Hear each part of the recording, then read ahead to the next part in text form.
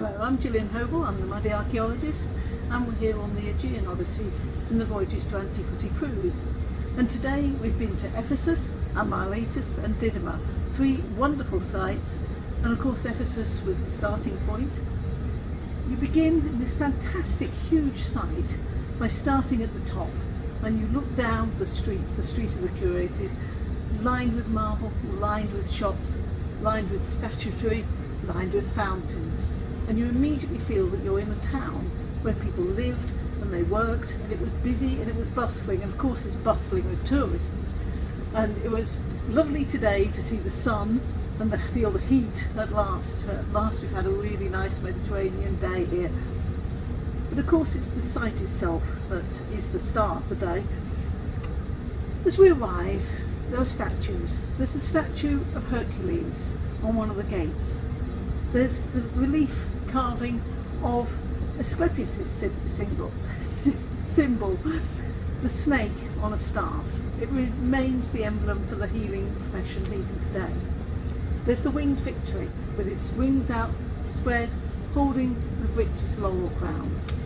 That can be seen on many or similar representations can be seen on many sites in the area and around the Roman Empire. As you walk down the street, you can go and visit the wonderful marble public toilets. And on the other side of the road are the very expensive houses of the rich, the terraced houses. And as you go up the terraced houses, you can see that it really is influenced by the Roman times. You have the mosaics on the floor, you have the frescoes, lined in the Roman colours, red on a white background, different coloured marble walls. It's just luxury upon luxury upon luxury, with bathhouses within it and dining areas, and it's a treat and well worth the extra money. As you come out of that, you reach the Library of Celsus, the very famous Library of Celsus, which is a photographic stop for everybody.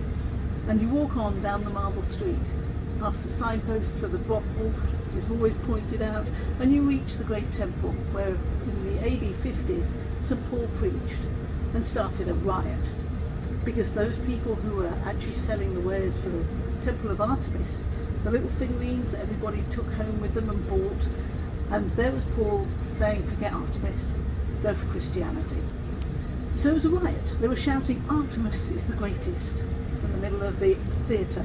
Having been in the theatre, which holds 25,000 people, a riot in that theatre with the steepness of the stairs, a scary prospect.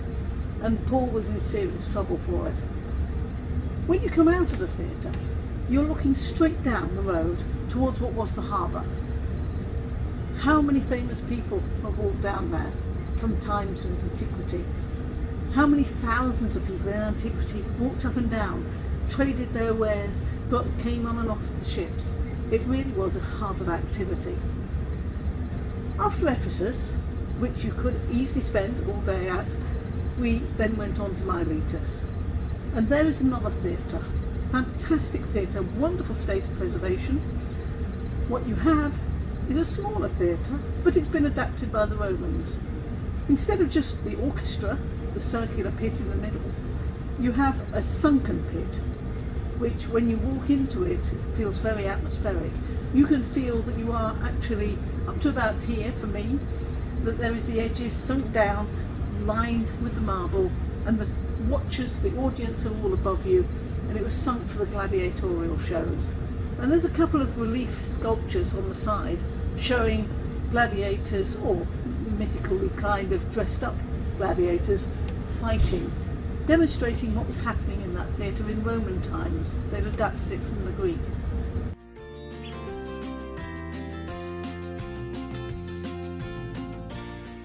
And then it's on to the Temple of Apollo at Didyma. And this is huge, just simply vast, so vast that they ran out of money when they were building it. When you go in, it's on the site of the very archaic, very ancient Temple of Apollo. But then it was later on built, but never finished. And as you walk round, if you walk round to the back of the temple, there is a very artfully displayed fallen column, which displays the sheer scale of the monumental building that was planned and partially constructed. Even in its unfinished state, it was still a magnificent sight for the prophecies of Apollo.